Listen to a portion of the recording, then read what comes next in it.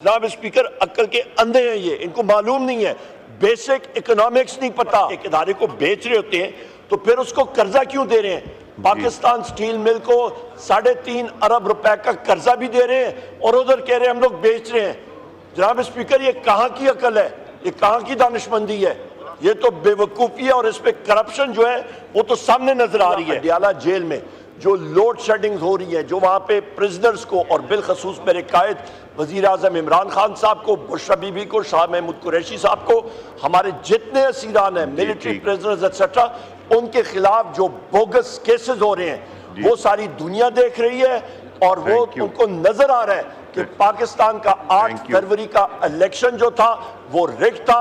उसकी बदौलत ये फॉर्म 47 का वज़ीर आज़म इधर बैठा हुआ है, उसकी बदौलत ये काबीना बैठी है फॉर्म 47 की, जो पाकिस्तान की। स्पीकर, आपका जो इस वक्त इंटीरियर मिनिस्टर है, उस वक्त जिस वक्त ये CM पंजाब था, उस वक्त 450 अरब रुपए की गंदम मोहसिन नकवी ने इंपोर्ट की। आप कल की अखबारें देखें, फ्लोर ऑफ द हाउस में मैंने बात ये उठाई है कि अभी ये हुकूमत, मैं इसी पे ही आ रहा हूँ, ये बजट के ऊपर है जनाब स्पीकर। आप सब्सिडीज दे रहे हैं, एक एक चीज मैं फिगर्स के बारे में बताता हूँ जनाब स्पीकर। आप जनाब स्पीकर, गंदम जो है सबसे इंपॉर्टेंट चीज है इसमें। हम लोगों के साथी जो है वो रोटी कहां से खाएंगे? तो जनाब स्पीकर, इस वक्त हुकूमत क्या कह रही है? ये कह रही है जी हमने गंदम जो इंपोर्ट की थी 450 अरब की, उसने तो आपके फार्मर्स की, आपके किसानों की कमर तोड़ दी है पंजाब में। हुकूमत ने उनसे गंदम ली नहीं। अच्छा, वो सारी की सारी गंदम कौड़ियों के दाव आड़तियों ने ले ली, अपने पास स्टोर की है। अभी इनके फ्रंटमैन, इन हुकूमत के जो बड़े बड़े मगरमच्छ हैं, इनके फ्रंटमैन वो गंदम उन्होंने रखी हुई है। अभी कहते हैं जी हम लोग एक्सपोर्ट करेंगे। जनाब स्पीकर, ये कहाँ की मतलब ये डिसीजन मेकिंग है? ये काबीना है या ये सर्कस है? ये कहाँ की डिसीजन मेकिंग हो सकती है कि आपने अपने किसानों की गंदम नहीं खरीदी, बाहर से आप ला रहे हैं और फिर एक्सपोर्ट करने जा रहे हैं। यहाँ पे अरबों रुपए आपने बनाए, वहां पे आप अरबों रुपए बनाएंगे। और ये गंदम जो आपने यूक्रेन से खरीदी थी, ये जहाज हाई सीज पे था, इसको आपके जो एजेंट्स होते हैं वो डील करते हैं, ये कॉन्ट्रैक्ट पे थी और उठा के आपने पाकिस्तान में लैंड करा दी। एक चीज इसको हम लोग कंडेम करते हैं और ये चीज इसके खिलाफ नैब की इन्वेस्टिगेशन होनी चाहिए और उन लोगों को कैफर किरदार तक लाना चाहिए। गो के इन्होंने अपने आप को अस्तना दी हुई है, इन्होंने अपने आप को ड्राई क्लीन और वाइट वॉश इस हुकूमत ने किया हुआ है।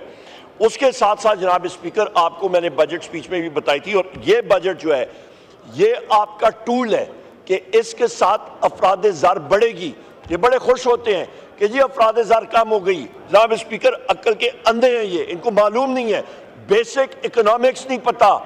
आपकी अफराद ज़र इन्फ्लेशन होती है, इन्फ्लेशन का मैं बेसिक इकोनॉमिक्स की टेक्स्ट बुक इनको डिफाइन करूं, rate of increases of prices over a period of time, ये उसकी डेफिनेशन है, नंबर 1। नंबर 2, रेट जो है वो आपका 42% से नीचे आके 12 पे आ रहा है। जनाब स्पीकर, इंपॉर्टेंट चीज, टेम्परेरीली कमोडिटी प्राइसेस कम हुई हैं, अभी फिर इंक्रीज हो रही हैं।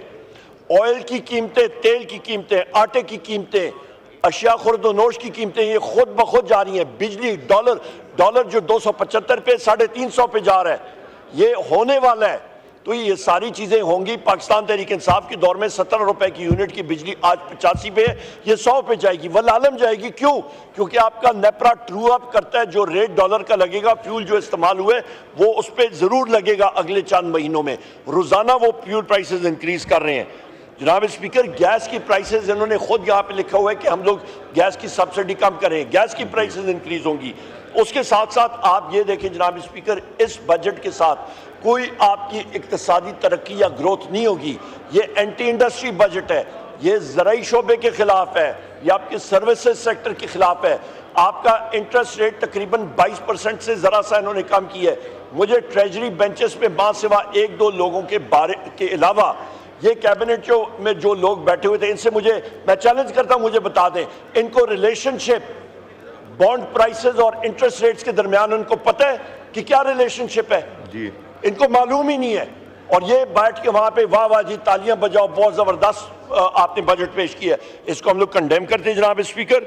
इसके साथ साथ मैं आपको ये भी बताता चलूं जनाब स्पीकर जी कि सबसे अहम बात मेरे भाई बैरिस्टर गौर साहब ने भी की है कि आपका इस पे यहाँ पे देखें, ये कहते हैं जी हम लोग प्राइवेटाइजेशन प्रोसीड्स, 30 अरब की प्राइवेटाइजेशन प्रोसीड्स इन्होंने रखी हैं। आपका जो SIFC है बहुत इन्होंने मार्का मारा है। 30 अरब क्या चीज़ है? नंबर एक। नंबर उस पे SIFC पे खर्चा क्या हुआ? बाकी इनके प्राइवेटाइजेशन प्रोग्राम्स किधर गए? यहाँ पे जनाब स्पीकर, आप जिस वक्त एक इदारे को बेच रहे होते हैं तो फिर उसको कर्जा क्यों दे रहे हैं? पाकिस्तान स्टील मिल को 3.5 अरब रुपए का कर्जा भी दे रहे हैं और उधर कह रहे हैं हम लोग बेच रहे हैं। जनाब स्पीकर, ये कहाँ की अकल है? ये कहाँ की दानिशमंदी है? ये तो बेवकूफ़ी है और इस पे करप्शन जो है वो तो सामने नजर आ रही है।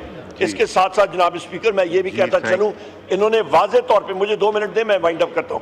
जनाब स्पीकर, वाजे तौर पे एक चीज है कि यहाँ पे जो फाइनेंसिंग एस्पेक्ट है, हमेशा बजट में 2 कॉलम्स होते हैं, एक सोर्सेज ऑफ फंड्स, एक यूजर्स ऑफ फंड्स। जो सोर्सेज ऑफ फंड्स है, जहाँ पे पैसा आना है, उस पे कहीं नहीं लिखा कि आपकी डायरेक्ट फॉरेन इन्वेस्टमेंट कहाँ से आ रही है। वहां पे कहीं नहीं लिखा कि ये किधर से फाइनेंस करेंगे 8,500 अरब रुपए का खसारा। जनाब स्पीकर, इसलिए नहीं डायरेक्ट फॉरेन इन्वेस्टमेंट आ रही क्योंकि यहाँ पे रूल ऑफ लॉ नहीं है। रूल ऑफ लॉ इसलिए नहीं है क्योंकि आपकी इंटेलिजेंस एजेंसीज जाके आपके जुडिशरी के जजेस को ज़दोकोब कर, जो बजट डेफिसिट होगा प्रोविंशियल सरप्लस को निकाल के वो 7,283 अरब रुपए होगा। लिहाजा प्रोविंशियल सरप्लस इन्होंने जो लिखा हुआ था अपने पास जनाब स्पीकर, इन्होंने फैक्टर इन किया हुआ है, वो 1217 अरब है। और जो सूबों ने सरप्लस इजाफी बजट अपना जायद बजट देना था, पंजाब का 640, सिंध का 0 आया है, KP का 100 और बलोचिस्तान का 25, ये टोटल करें तो 775 अरब रुपए बनता है। टारगेट 1217 का। आपका जनाब स्पीकर 452 बिलियन 492 अरब रुपया जो है वो खसारे का है सूबों से। ये बजट अनरियलिस्टिक है। और KP को जनाब स्पीकर, इन्होंने इस हुकूमत ने जो कमिटमेंट की हुई है वो 66 बिलियन की जो बजट में है, एक्चुअल सिर्फ फाटा को जो अखराजात आ चुके हैं, फाटा और आपके ड्यूज जो एक्चुअल हैं वो 144 अरब, NHP नेट आइडल प्रॉफिट और वाटर यूज चार्जेस मिला के 80, 158 अरब रुपए KP को इस हुकूमत ने देना है। पर यह हुकूमत बिजली की लोड शेडिंग कर रही है, KP में कर रही है। KP के लोगों को, खैबर पख्तूनख्वा और बलोचिस्तान के लोगों को ये अपने पूरा फंड दे नहीं रहे हैं। क्यों? क्योंकि खैबर पख्तूनख्वा में आज हुकूमत पाकिस्तान तहरीक इंसाफ की है, ये हुकूमत मुस्लिम लीग नून की। इनका एक ही शेव है कि जिन जिन लोगों ने पाकिस्तान तहरीक इंसाफ को वोट दिया उनके खिलाफ बदला लिया जाए। आखिर में मैं ये बात करूंगा जनाब स्पीकर जी, थैंक यू जी, मैंने भेज दिया है, मैंने इंफॉर्मेशन मिनिस्टर को भेज दिया है मीडिया से बात करने। जी उमर साहब। बहुत शुक्रिया जनाब स्पीकर। मैं आखिरी 1 मिनट लेता हूँ। आखिर में मैं बात करूंगा अडियाला जेल में जो लोड शेडिंग हो रही है, जो वहाँ पे प्रिजनर्स को और बिलखसूस मेरे कायद वज़ीर आज़म इमरान खान साहब को, बुशरा बीबी को, शाह महमूद कुरैशी साहब को, हमारे जितने असीरान हैं, मिलिट्री प्रिजनर्स एक्सेट्रा, उनके खिलाफ जो बोगस केसेस हो रहे हैं वो सारी दुनिया देख रही है। और वो उनको नजर आ रहा है कि पाकिस्तान का 8 फरवरी का इलेक्शन जो था वो रिग था। उसकी बदौलत ये फॉर्म 47 का वज़ीर आज़म इधर बैठा हुआ है, उसकी बदौलत ये काबीना बैठी है फॉर्म 47 की, जो पाकिस्तान की। थैंक यू उमर साहब को खोलें चला के अपने वज़ीर आज़म इमरान खान साहब को यहाँ पे लाना है। बहुत शुक्रिया जी। उमर साहब।